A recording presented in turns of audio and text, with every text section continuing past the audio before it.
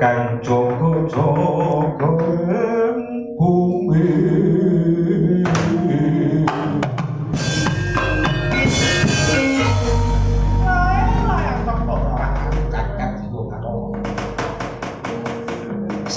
saben kowe temekono iki dandang mangure kala mesti gawe horte kala jem setan priprayangan ilmu panas mati saben kagol atimu mesti gawe horte kahanan kala ana iki gati apa kowe enek saka pagatan nonton saka netramu sajak ana wigati kang ora dadi kahanan ing atimu Biyung Durga kepiye ger kala apa keparengake aku matur ana ngarsane Biyung Durga yo kagoling atiku wis suwe tapet bareng sak suwe ning aku urip cilik nganti kandhing dewasa iki ampun kampusi ning guru bapakku diapusi perkara apa ngono elingono kalau zaman aku bisa cilik aku njaluk pangan nanti diwenehi pakas diwenehi watu salane aku bisa mangan cekaran sing enak wujute jalma mungsuh karo aku ulun karo diwenehi carine wujud Sukerto sing antarane dono kedini karo kelawang kembang kabeh pancuran kabeh cendang lan sapiwude nanging kabeh kuwi mau amung otipa ning pangucap-ucap ora tau ana nyawane kula tak ampet nganti saiki yung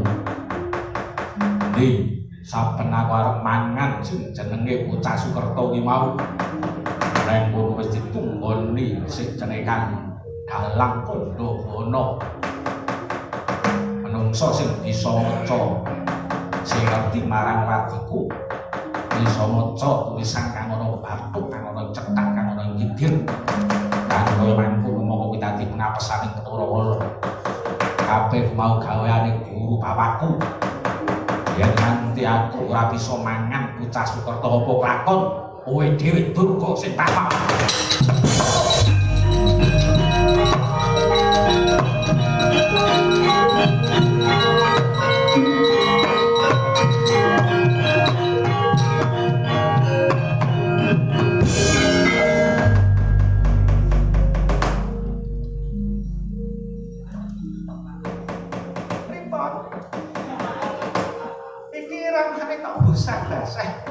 Hayah kagetan kuwi ada sing wis lasem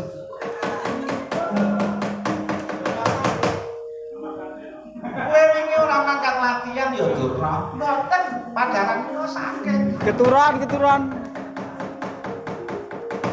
kala bebentuk apa sing bakal teko kaya nganti kowe wali mangan marang biyungmu dhewe ya lah banjur aku kutubi kapan aku iso mangan sih dari bocah Sukerto waton ora ana dalang panuwatan mumpung dina iki dina kang becik sebab